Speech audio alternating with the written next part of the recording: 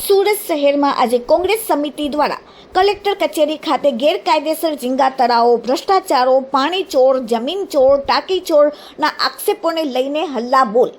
સુરત શહેર કોંગ્રેસ સમિતિ દ્વારા કલેક્ટર કચેરીને આવેદનપત્રો આપીને રજૂઆત કરવામાં આવી. મોટી સંખ્યામાં સુરત શહેર કોંગ્રેસ સમિતિ કાર્યકર્તાઓ કલેક્ટર કચેરી ખાતે આવી પહોંચ્યા.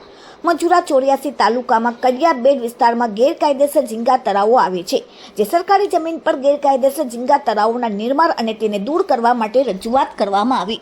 સુરત જિલ્લાના માંડવી ખાતે 21 કરોડની ટાંકી ધરાશય મામલે રજૂઆત. આ એજન્સી દ્વારા ઓલપાડમાં પણ 20 જેટલા કામો કરવામાં આવ્યા છે.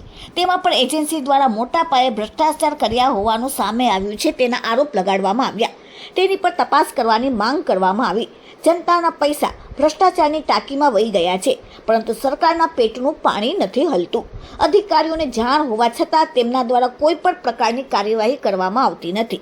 કોંગ્રેસ જિલ્લા કલેક્ટર સમક્ષ સૌથી મહત્વની રજૂઆત ડુમ્મસના કેડિયાબેટ વિસ્તારમાં સરકારી જમીન પર ધમધમતા ગેરકાયદેસર ઝીંગા તળાવો અંગે કરવામાં આવી હતી.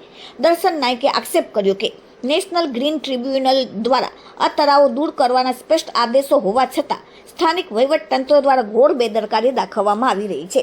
કોંગ્રેસે માંગ કરી છે કે આ મામલે જવાબદાર અધિકારીઓની જવાબદારી નક્કી કરી તેમને તાત્કાલિક સસ્પેન્ડ કરવામાં આવે, કારણ કે આ તળાવો પર્યાવરણને નુકસાન પહોંચાડી રહ્યા છે, સરકારી જમીન પર દબાણ વધારી રહ્યા છે.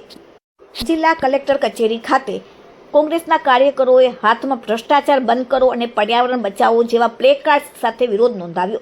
દર્શન નાયકે 1-to-1 વાતચીતમાં કહ્યું કે જો આગામી દિવસોમાં ગેરકાયદે ઝીંગા તળાવો દૂર કરવામાં નહીં આવે તો ભ્રષ્ટ અધિકારીઓ સામે પગલાં લેવામાં નહીં આવે તો કોંગ્રેસ દ્વારા ઉગ્ર આંદોલન કરવામાં આવશે.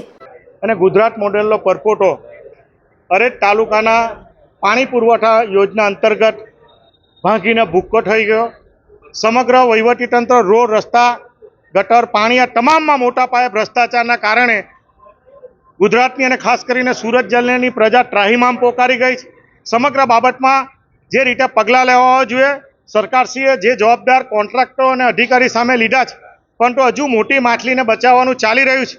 અને સુરત જિલ્લામાં આ જ એજન્સીએ લગભગ 200 કરોડથી વધુના કામો કર્યા છે. તો એની ગુણવત્તા કેટલી, એની ક્વોલિટી કેટલી, એની સુરક્ષા કેટલી, એ સમગ્ર બાબતની તપાસ કરવા માટે અને આવનારા દિવસોમાં SVNIT મારફત આવી એજન્સીના કામો ચકાસણી કરવા જોઈએ. ત્યાં સુધી કોઈ પણ પ્રકારનું પેમેન્ટ ન થાય લોકહિતમાં, એના માટેની રજૂઆત કરવા માટે અમે આવ્યા છીએ.